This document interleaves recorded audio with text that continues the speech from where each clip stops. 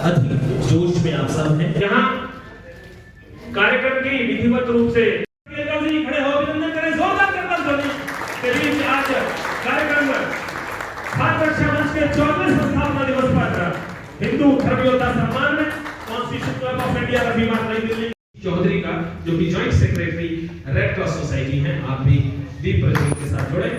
और दिल्ली प्रदेश अध्यक्ष आदरणीय भाई नंदन झा जी, आप भी दीप प्रज्वलन से जुड़े और भाई प्रहलाद सिन्हा भी दीप प्रज्वलन से जुड़े। तो इसी कड़ी में स्वस्ति वचन के लिए ओम स्वस्ति न इंद्रो वृद्धस्वाहा स्वस्ति न भूखा विश्ववेदाः स्वस्ति नस्तार्क्ष्यो अरिष्टनेमिः। वे मंचासीन हो आए। सर्वप्रथम डॉक्टर सूर्यकांत केलकर जी जोरदार करतब ध्वनि मंचासीन होते हुए हमारी श्री अनुज शर्मा जी जो कि ई रिक्शा भी विष्णु शंकर जैन जी, सूर्यकांत केलकर जी के मार्गदर्शन में जो हम सब मित्र बहनें इकट्ठे हुए हैं,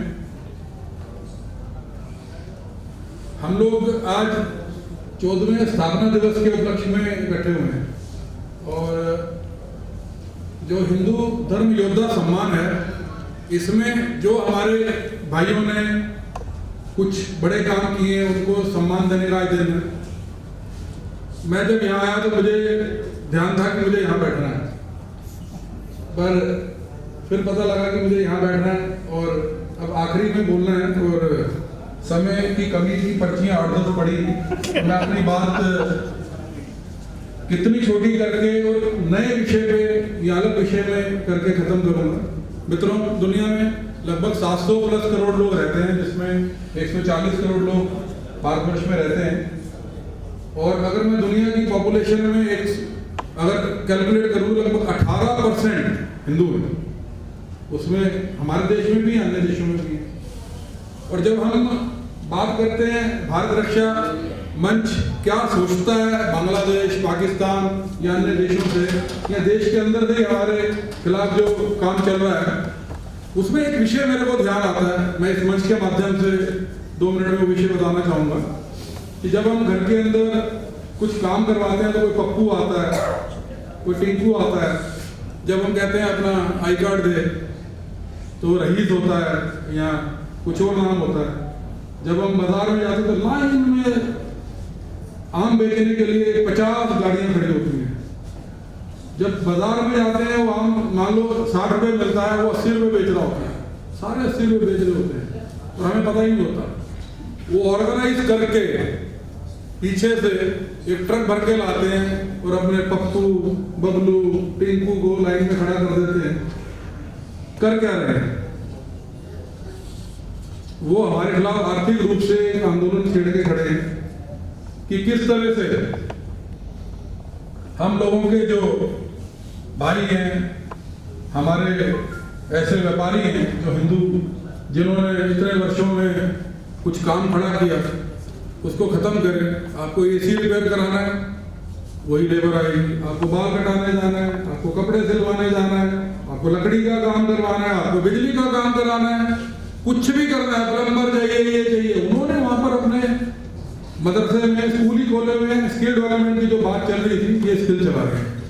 और अभी तो जो बड़े बड़े एग्जाम होते हैं, नीट के एग्जाम है, इस एग्जाम उस एग्जाम में लाइन लगा के आते हैं, लाइन लगा के आते हैं। उनको डॉक्टर चाहिए, उनको ये चाहिए, उनको यूपीएससी चाहिए। मैं इसको और छोटे स्तर पे ले जा रहा हूँ। हम लोग काफी लोग दिल्ली के रहने वाले, दिल्ली में तह बाजारी लगती है, शुक्र बाजार, शनि बाजार, रवि बाजार, सब ध्यान रखो। तो जब उसके अंदर हमारी बहनें जाती हैं, बेटियां जाती हैं, तो बहुत सुंदर सा 20-22 साल का लड़का, जीन्स पहनी, सफेद टी शर्ट, क्लीन शेव, पीछे पीछे चलना शुरू कर देता है और उसके जेब में पैसे पड़े होते हैं 15-20-25 हज़ार। थोड़ा और पीछे जाता हूँ, जो चाइल्ड लेबर की बात हम करते हैं तो अलग अलग कानून की बात करते हैं। दिल्ली के अंदर ये लोग अपने 14 साल या उससे नीचे या चाइल्ड लेबर के अंदर जो बच्चे आते हैं उनको नौकरी पे लगा देते हैं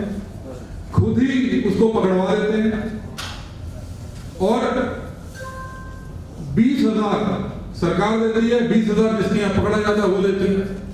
10, 12, 14 बच्चे हैं उसके, हर साल 1-2 बच्चे पकड़वाए, उसकी आमदन हो रही है। वो बच्चा जब 18 साल का होता है तो मान लीजिए एक परिवार के अंदर 10-12 लड़के हैं, 5-6 बहनें हैं, और वो तय बाजारी में जब घूमता है, उसके जेब में पैसे हैं, वो मिनिमम वेजेस पे 15, 14, 13 हज़ार की 18 साल के बाद की आयु में फैक्ट्री में नौकरी करता है। घर के अंदर क्योंकि इकट्ठी बिरयानी बनती है तो उसको 2,000 रुपये घर में देने हैं, 14-15 हज़ार में, 15-13 हज़ार जेब में रखने हैं। पर अगर हम अपने बच्चे को देखें, हम तो बोल ही रहे हैं कि पॉपुलेशन में, जैसे आदरणीय गुरुजी ने बताया कि देश आजाद हुआ तो उससे कितना नीचे परसेंटेज हमारी आ गई। तो जब हम लोग इसको देखते हैं तो हमारे लड़के के जेब के अंदर जो 15,000 14,000 आता है वो घर पे पूरा का पूरा अपनी माता जी को दे देता है। तो उसके पास वो अपना चप्पल खरीदने, जूता खरीदने के पैसे नहीं होते, अपने बाल कटाने, कमीज रिपेयर कराने के पैसे नहीं होते। उसकी माँ उसमें तो कुछ पैसा उसकी बहन की शादी के लिए रख लेती है। ना वो तय बाजारी में जा सकता है, ना वो ये देख सकता है कि ये लड़की से मैं ब्याह पाऊं।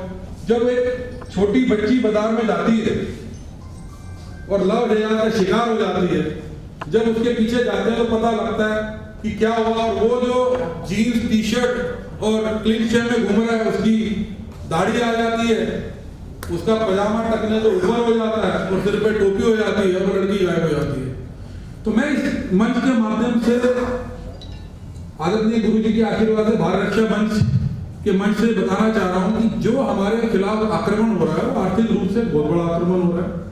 हम लोग जो सारी बात कर रहे हैं, अपने मित्रों के बीच में ये भी बात करें कि जो भी काम देना है अपने आदमी को काम दो और अपने साथ के आदमी को रोजगार के अंदर मदद करो। धन्यवाद। छोटी बात।